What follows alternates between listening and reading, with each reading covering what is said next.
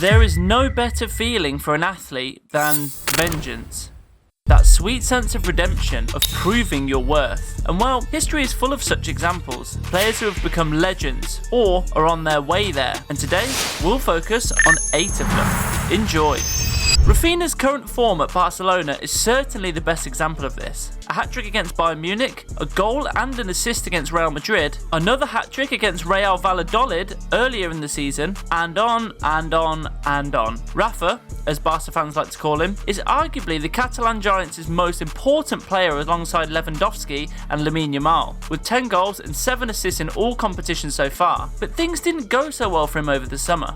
Not only was he on the verge of leaving, but Barcelona received several offers in excess of 100 million euros from Saudi Arabia, most notably from Al Hilal. There were even rumours in June and July that one of these bids would be accepted, but it was Hansi Flick who saved the day for Rafa and made it clear that the Brazilian would be a key player in his new Barca. 2 other triggers that pushed Rafinha to improve his performance were the transfer rumours of Nico Williams, who plays in exactly his position, and the fact that Barca chose him as one of the team's captains.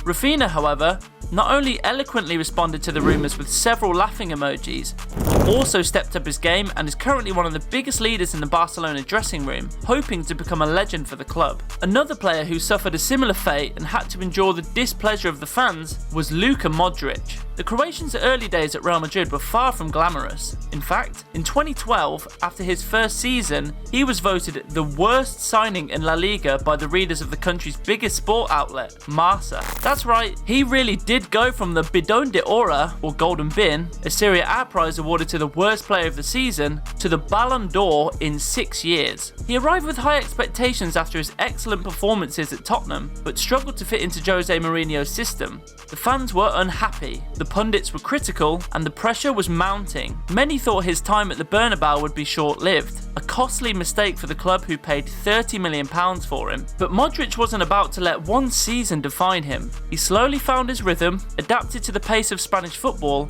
and proved his doubters wrong with his vision, passing, and metronomic control in midfield. Fast forward a few seasons, and Modric became the heartbeat of one of the most iconic midfield lines in history, alongside Toni Kroos and Casemiro. However, the Croatian maestro wasn't the only top midfielder to face the wrath of the fans and still emerge as a pivotal figure. Enter Granit Xhaka at Arsenal, a tale of boos to heartfelt goodbyes. Signed in 2016, Xhaka arrived with great expectations given his hefty €50 million fee, but things quickly spiralled out of control. A few red cards here, some inconsistent performances there, and the Swiss international found himself in the crosshairs of angry Gunners. The tipping point came in 2019 when Xhaka infamously clashed with the fans after being substituted against Crystal Palace, throwing his armband and storming off the pitch. It seemed there was no way back, but then his mentality and most importantly, the key role of Mikel Arteta reinvented himself as a mature leader on and off the pitch. His passion, grit and defensive resilience shone through, and he became a crucial pillar in Arsenal's resurgence. When he announced his move to Bayer Leverkusen in 2023, the once maligned midfielder received an emotional send-off from fans who now saw him as a symbol of redemption. And with the benefit of hindsight, almost a year and a half since his departure, it's fair to say that Arsenal is still failing to replace him. No Havertz, no Jorginho, only Mikel Merino comes close, but that remains to be seen. Granit Xhaka, however, isn't the only one to rise from the ashes of fan criticism, just like the aforementioned Kai Havertz. But not only about his time at Arsenal, which also has the potential to make such a list, but about Chelsea and the start of his spell at Stamford Bridge in 2020. A hefty price tag of €80 million, mountains of expectations. But what about his first few months? Well, let's just say they haven't exactly been smooth sailing. As he struggled to adapt to the physicality of the Premier League, Havertz often looked out of sync. Fans questioned his value, critics sharpened their knives, and whispers of a flop grew louder. But then came the night of May 29th, 2021. In the Champions League final against Manchester City, Havertz silenced the doubters with a moment of brilliance. Latching onto Mason Mount's through ball, he coolly rounded Ederson and slotted home to secure Chelsea's second European crown. That single moment of class instantly changed the narrative, but that wasn't all. He finished the 2020-21 campaign with 9 goals, but that figure rose to 14 the following season, and he really proved his worth. His contribution and his impact at other key moments, such as the 2022 Club World Cup final, when he scored a winning penalty. Talking about big game players, Havertz certainly has his prides, but can't even come close to Vini Jr. The electric Brazilian winger is definitely not experiencing his best days after the nightmare he had with the Ballon d'Or, but it is a fact that he's endured tough moments with Real Madrid in the past. Arriving as a promising young talent from Flamengo in 2018, he brought with him immense hype but struggled to make a consistent impact in his first few seasons.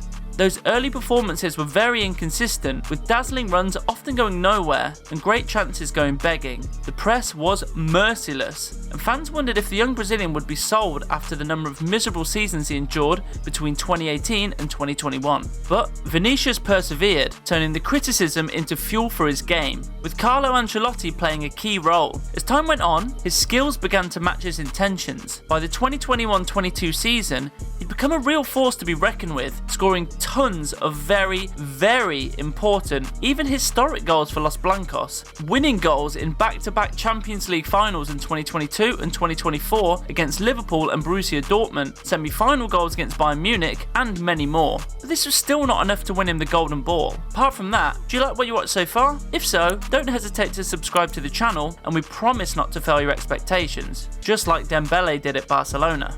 No, seriously, with what Dembele is doing at PSG, he will never even come close to winning the Ballon d'Or, but he certainly showed some mentality at Barca after years of failure. Signed as a marquee talent after Neymar's departure, Dembele's early days were plagued with inconsistency, injuries, and a frustrating tendency to miss crucial chances. Nothing epitomised this more than his infamous miss against Liverpool in 2019, a kick that represented Barca's year-long crisis. The boos from the stands grew louder with each piece of failure, but something changed under Xavi Hernandez's leadership. Xavi found a way to harness Dembele's lightning speed and creative flair, polishing off the rough edges. Catalan fans will never forget the match against Atletico Bilbao in February 2022, when Dembele came off the bench, was booed by the supporters, but scored once and assisted twice to completely change the mood of the supporters. By 2022, Dembele's transformation was impossible to ignore, as he turned insults into applause, producing stellar performances and thrilling the fans with goals, assists, and relentless energy. The incisive French winger had the potential to usher in an era at the Camp Nou,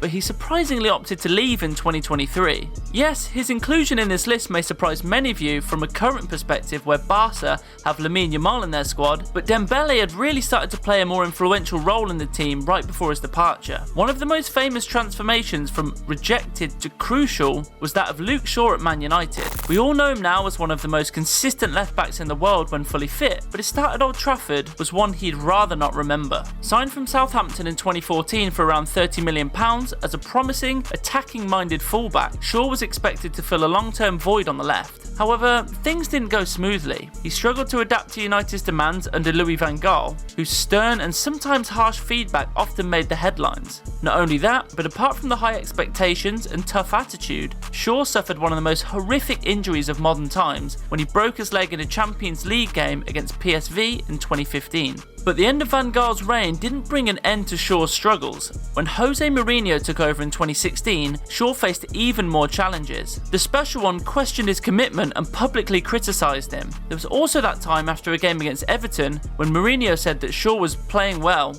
but it was his body with my brain. He was in front of me and I made every decision for him. For many seasons, Shaw struggled to adapt to Mourinho's style of play, but his struggles ended with the arrival of Ole Gunnar Solskjaer, who unlocked his full potential and transformed Shaw into one of the most dangerous left-backs in European football. As well as his impact on Man United, Luke Shaw has always been an important figure for the England national team, and the same can be said of John Stones. General Stones, the infamous nickname he earned after winning the treble in 2022-23, certainly did not expect his career to take such a turn when he arrived at the Etihad. One of Pep Guardiola's first transfers at Man City was a surprise. Stones had experience in the Premier League, having played for Everton, but he wasn't even one of the top centre-halves in England. But he had one quality that really caught Guardiola's eye, and that was his ability on the ball. All well and good, but his early returns were disastrous. Perhaps it was the pressure, perhaps it was the surprisingly pivotal role he'd been given, but Stones was simply not playing his game. Costly errors, lapses in concentration, and misjudged tackles. And while many City fans wanted him out of the team, Pep wasn't about to give up on the boy. Over time, Stones transformed his game and his confidence, embracing City's possession-based, high-pressing style. He rebuilt himself with resilience, adding maturity to his natural flair. The culmination of his journey? The 2023 Champions League final, where Guardiola moved him into a midfield role against Inter Milan. Indeed, that 2022-23 season was the epitome of Stones' relentless work ethic, making him one of the maestros on the ball when it comes to centre-backs. Stones, Vinicius, Modric, or maybe Rafinha? Whose journey from misery to glory do you find most inspiring? Or can you think of any other examples? Let us know in the comment section below. Also, don't forget to hit the like and subscribe buttons for more entertaining content. Now, see you soon with our next upload.